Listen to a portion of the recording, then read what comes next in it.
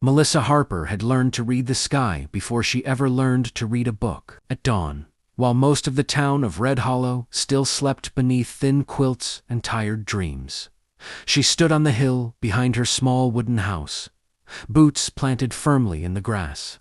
The prairie stretched endlessly before her, golden and quiet, broken only by the lowing of cattle in the distance. But Melissa wasn't looking at the land. She was looking up. High above, thin streaks of cirrus clouds brushed across the pale blue morning. To most folks, they were nothing but decoration. To Melissa, they were whispers messengers. A storm in 3 days, she murmured to herself. She could feel it in the air, the faint drop in pressure, the restless flutter of birds, changing direction too soon. The wind had shifted slightly north during the night. The kind of shift that meant trouble. Trouble for ranchers, trouble for cattle, trouble for men like Kurt Whitmore. Kurt was the largest cattle baron in the territory. His ranch spread farther than a man could ride in half a day. Hundreds of heads of cattle grazed under his brand, and every one of them meant profit or loss. Melissa tightened her shawl and made her decision. By mid-morning, she was riding her chestnut mare toward the Whitmore ranch. Dust kicked up behind her as the sun climbed higher, warming the prairie in deceptive comfort. When she reached the ranch gates, ranch hands paused to stare. They were used to her visits by now the Sky Girl. Some called her, though not always kindly. Kurt Whitmore stepped out from the barn, tall and broad-shouldered, had low over sharp eyes that missed little, except Melissa thought, what was right above him. "Well," Kurt said dryly, as she dismounted, "if it isn't the Prophet of Puddles." She ignored the nickname. "You need to move your southern herd." A few ranch hands chuckled. Kurt folded his arms. "And why's that?" "Storms coming hard and fast. 3 days at most. If your cattle stay near the low flats, they'll be trapped in floodwater." Kurt glanced up at the clear blue sky. "Not a cloud heavy enough to cast a shadow. Looks like sunshine to me," he replied. "Forecast says dry for the week." Melissa stiffened. "The sky doesn't lie." He stepped closer, studying her. There was dirt on her skirt, hem, and determination in her eyes. She didn't look foolish. She looked certain. "That's so?" he asked quietly. "Yes." The wind shifted suddenly, just a whisper, brushing against Kurt's collar. He felt it but brushed it off. "You've been wrong before." "Not about this," she said firmly. "The cirrus streaks are thinning. Pressure's dropping. The birds, he smirked. "I'll run my ranch on numbers, Miss Harper, not spare." Something flickered in her eyes, frustration, maybe hurt. But she stood her ground. "Move them," she said again, "or you'll regret it." Silence settled between them. Kurt studied her face longer than necessary. She wasn't like the other women in town. No frills, no gossip, just wind-tangled hair and storm-colored eyes. "You care awful much about my cattle," he said. "I care about the land," she replied, "and the people who depend on it." For a moment, something softened in his expression, but pride was a stubborn thing. "I appreciate the warning," he said finally, "but I'll take my chances." Melissa mounted her mare without another word. As she rode away, clouds gathered faintly along the distant western horizon, thin, barely noticeable. Kurt watched her disappear into the prairie. 3 days, he muttered skeptically. Behind him, one of the older ranch hands squinted at the sky. "Wind's different today," the man said quietly. Kurt didn't answer. But later that night, as he lay awake in his ranch house, he found himself thinking about cirrus clouds, and a woman who read them like scripture. And somewhere far off in the darkness, thunder rolled faintly, so soft it might have been mistaken for imagination. But Melissa Harper knew better. The sky was beginning to speak. The thunder came at dawn on the 3rd day. Not the soft, distant grumble Kurt had dismissed the first night. This was louder, closer, a deep crack that rattled window panes and sent horses stamping in their stalls. Kurt sat upright in bed. Another boom followed, sharp and violent. Then came the wind howling across the prairie like something alive. He was dressed and outside in minutes. It was no longer blue. Thick, rolling clouds churned overhead, dark and heavy, swallowing the sun. The air smelled metallic, charged. Rain began in scattered drops before turning into sheets. "Move the southern herd," Kurt shouted now. Men scrambled, saddling horses, shouting orders. But already, water pooled along the low flats. The creek that usually trickled lazily through the pasture had begun to swell. Kurt's jaw tightened. "By 3 days," Melissa had said. 3 days. Lightning split the sky, illuminating the chaos. Cattle bellowed nervously, bunching together as wind lashed against them. Mud sucked at boots and hooves alike. "Drive them north," Kurt ordered. "Keep them tight." But the storm moved faster than they did. Rain pounded relentlessly, turning the ground slick. A young ranch hand lost control of his horse and slid into the mud. Another nearly got trampled, trying to steer a panicked steer. Kurt rode hard toward the lowest section of land and cursed. Water surged across the pasture like a moving wall. They were too late. Then, through the rain-blurred distance, he saw something unexpected. A rider, small against the storm, but unmistakable. Melissa. She rode straight into the chaos, her chestnut mare cutting through mud and water with determined strength. "What in blazes are you doing here?" Kurt shouted when she reached him. "Helping," she snapped. "There's higher ground east of the Oak Ridge, but you've got to split the herd now." Another crack of thunder drowned out his response. She leaned closer so he could hear. "If you force them all at once, they'll bottleneck at the slope. Divide them into 2 drives." Kurt hesitated. He didn't like being told what to do, but he liked losing cattle even less. He nodded sharply. "You heard her," he barked to his men. "Split them." Melissa rode ahead, guiding the first group toward the ridge. Despite the storm, her movements were precise, calm. She seemed almost synchronized with the wind itself, anticipating its shifts. "Keep left," she called. "That patch will sink." Sure enough, a section of earth gave way moments later, swallowed by rising water. Kurt watched her with something close to awe. She wasn't guessing. She was reading. The storm raged for hours. Rain slashed sideways, lightning struck dangerously close, splintering a lone tree near the creek. But by dusk, the worst had passed. Exhausted cattle huddled safely on higher ground. Kurt stood soaked to the bone, chest heaving, surveying the damage. They had lost only a handful of steers, far fewer than expected. It could have been catastrophic. Instead, they had survived. Because of her. Melissa dismounted slowly, brushing wet hair from her face. Mud streaked her skirt, and fatigue weighed on her shoulders, but her eyes remained steady. "I told you," she said softly. Kurt approached her, hat dripping water. "You did," he admitted. Rain softened to a drizzle. The sky, once furious, now drifted into calmer shades of gray. "I should have listened sooner," he said. She studied him carefully, searching for mockery, but found none. "I don't expect blind trust," she replied. "Just attention." He let out a small, almost reluctant smile. "Fair enough." For a moment, they simply stood there, surrounded by the scent of rain and damp earth. The storm had stripped away more than dust. It had peeled back pride. "You ride well," Kurt said quietly. "So do you." Lightning flickered faintly in the distance, but the danger had passed. "You could have stayed home," he added. "No one would have blamed you." Melissa looked toward the darkening horizon. "The sky warned me," she said, "and I warn others. That's how it works." Kurt studied her again, not as a skeptic this time, but as a man beginning to understand. "Well," he said finally, voice softer than before, "seems I owe you more than thanks." She met his gaze. "Just listen. Next time." He nodded slowly. The wind eased completely, leaving behind only quiet dripping and the distant murmur of cattle settling for the night. But something else had shifted too, not just the weather between them. And as the first faint stars emerged through broken clouds, Kurt Whitmore found himself wondering whether the sky had delivered more than a storm. Perhaps it had delivered her. The prairie always looked different after a storm. Cleaner, sharper, as if the land itself had been scrubbed raw and left shining beneath the sun. Melissa stood once more on her hill at dawn, watching pale pink light stretch across the horizon.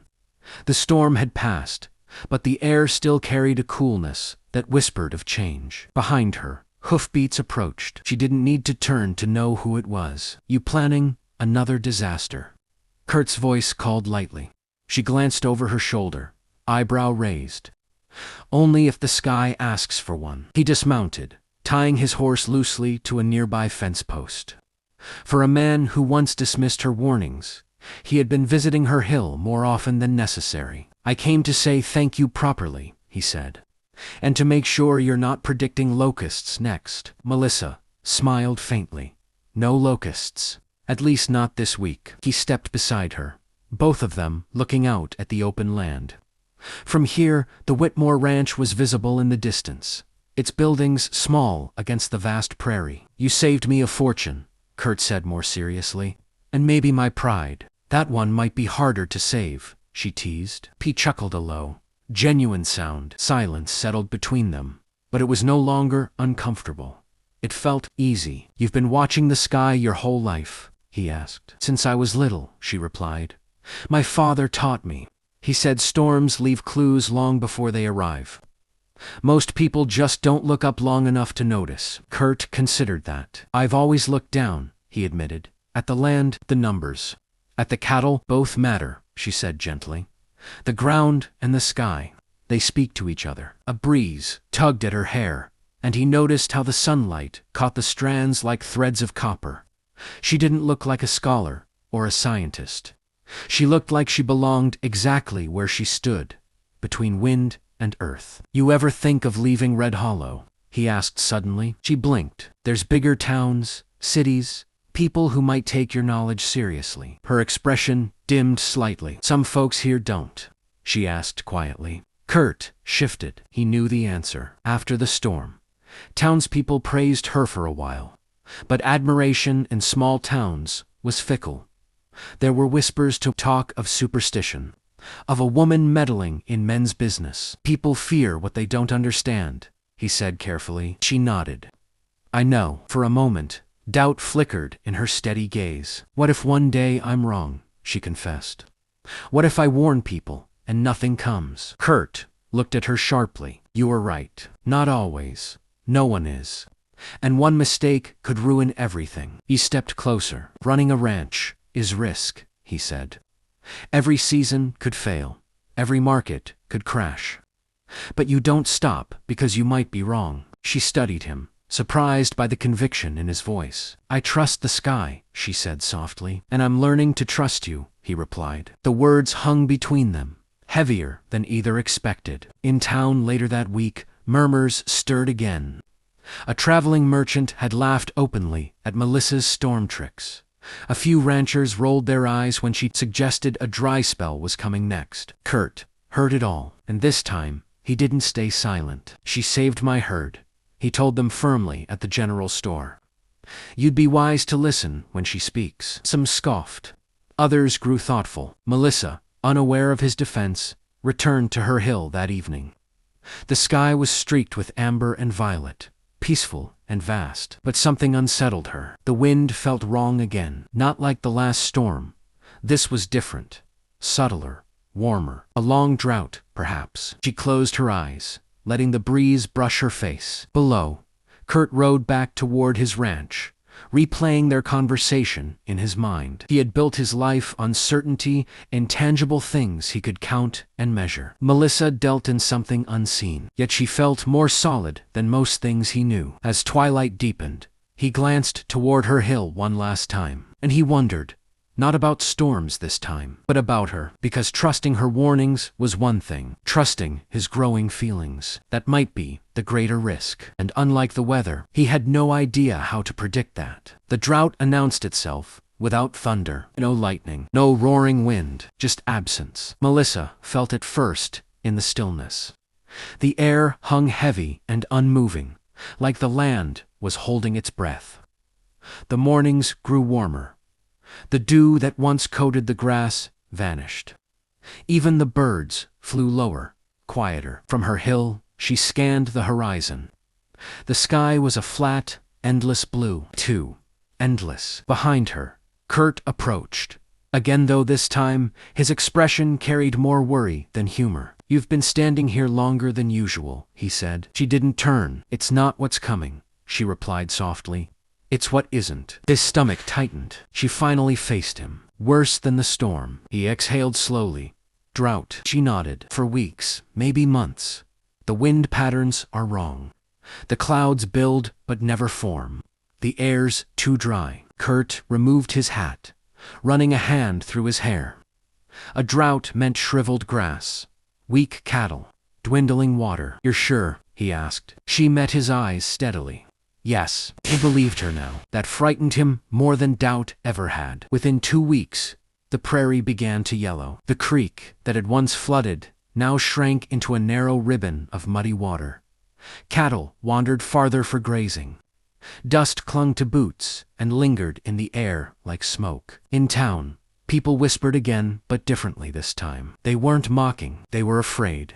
"For anyone else," he murmured. She turned toward him, wind brushing her hair across her face. "I always do." The first drop of rain landed between them, small, fragile, promising. And as the sky finally began to answer her warnings with mercy, Kurt realized something undeniable. The greatest risk he had ever taken wasn't trusting her predictions. It was falling for the woman who read the sky, and he was already far too deep to turn back. The first rain was gentle, not the violent storm that had once tested Kurt's pride, not the relentless downpour that threatened to drown the low flats. This rain fell steady and patient, soaking into cracked earth like forgiveness. By morning, the prairie no longer looked defeated.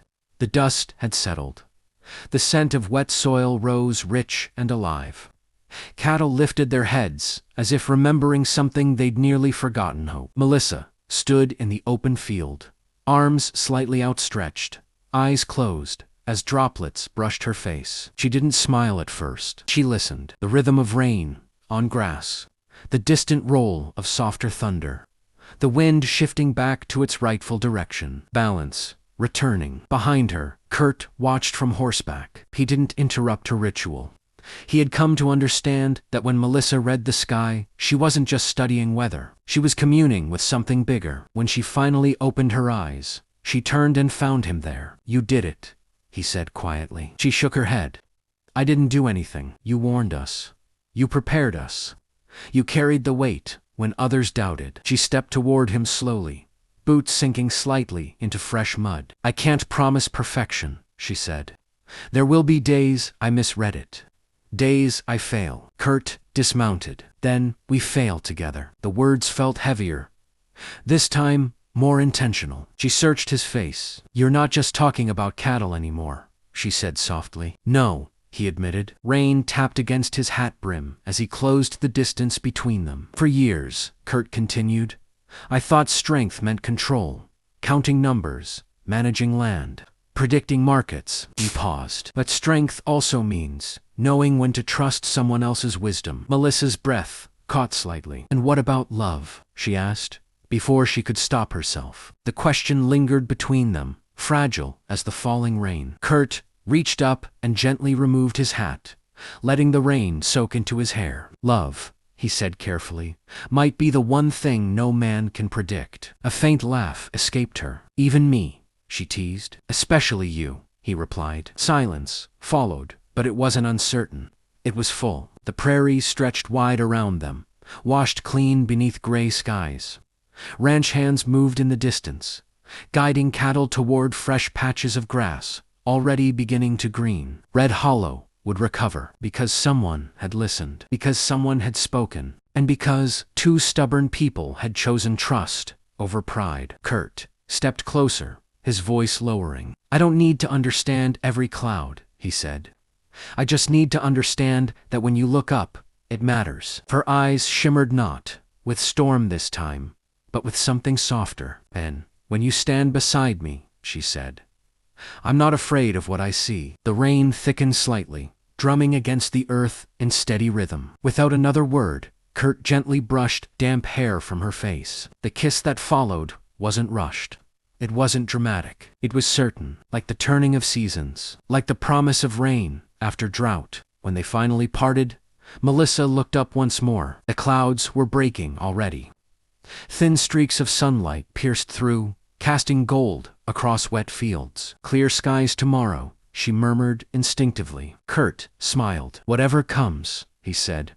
We'll face it. Side by side, they stood watching the sky, not as skeptic and forecaster anymore, but as partners, as something stronger than storm or drought. The girl who read the sky had found someone willing to look up with her, and the cattle baron, who once doubted the wind, had learned that some truths can't be measured in numbers, only in trust, only in love. And as sunlight spilled across the prairie, Melissa realized something new. The sky didn't just warn of storms. Sometimes it delivered blessings. Don't forget to like, comment, and subscribe for more Western stories.